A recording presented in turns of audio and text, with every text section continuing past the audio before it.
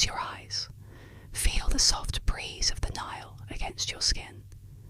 The sound of rippling water echoes through marble halls.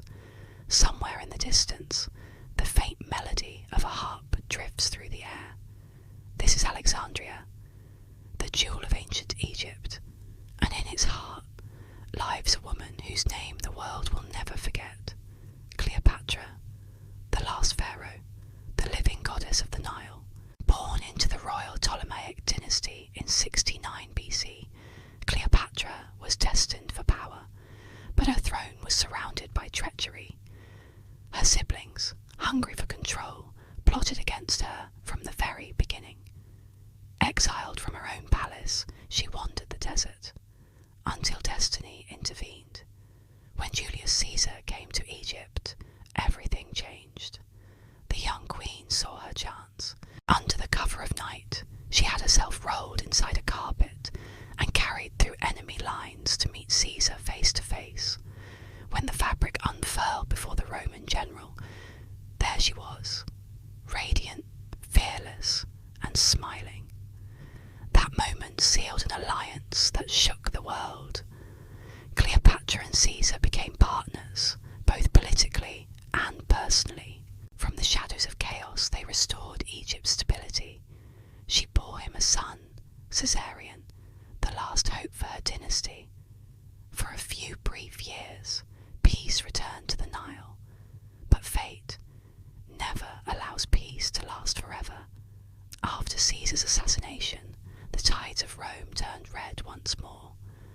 Cleopatra watched from afar as her world began to collapse. Then came Mark Antony, Caesar's most loyal commander. When they met, the spark between them was undeniable. Their love became legend.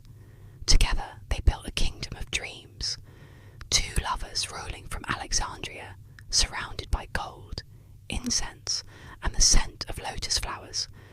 But in Rome, whispers grew louder. To Octavian, Caesar's heir, they were not lovers.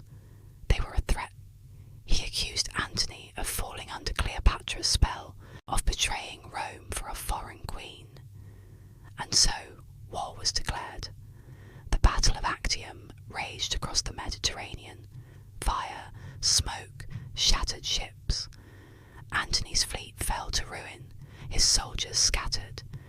Cleopatra fled back to Egypt, her crown trembling upon her head. In the shadow of her palace, she watched her empire die. Antony, broken and defeated, fell upon his own sword. When news of his death reached Cleopatra, something within her shattered. She locked herself away, dressed once more as the goddess Isis. Surrounded by her most loyal servants, she prepared for eternity. Gold bracelets coiled around her wrists. Incense filled the room. And at her side, a small woven basket. Inside, legend says, was an asp. The sacred cobra of Egypt. Cleopatra reached out her hand. The serpent struck once, and as the venom spread, she reclined against her throne, calm and still. Outside, the sands whispered. Inside, Egypt's last pharaoh drifted into legend. Her tomb has never been found. Some believe she lies hidden beneath the sands near Alexandria, guarded by her curse. The promise that whoever disturbs her rest will awaken the wrath of the Nile itself. But legends never rest. Centuries passed. Empires rose and fell. Yet the name Cleopatra refused to fade. Historians search the sands of Egypt for her resting place, but the desert guards its secrets well. Beneath the waves near Alexandria, ruins of her palace still sleep. Marble statues lie silent, their faces worn by time.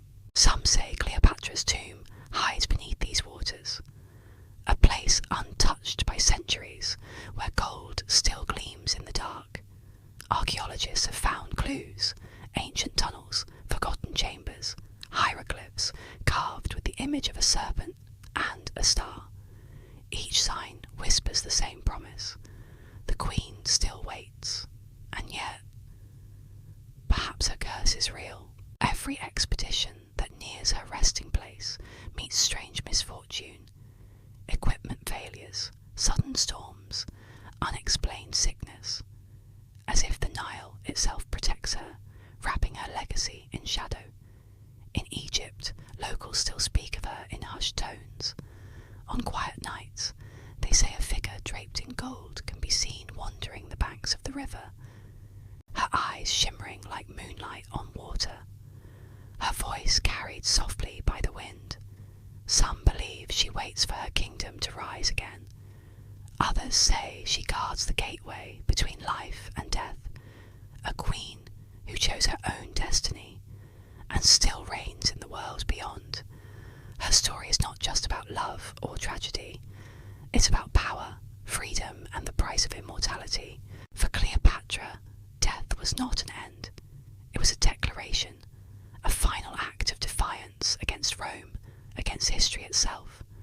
And so, as you drift into sleep tonight, remember the queen who refused to be forgotten, the woman who ruled hearts and empires alike, the serpent of the Nile, the eternal whisper of Egypt. Listen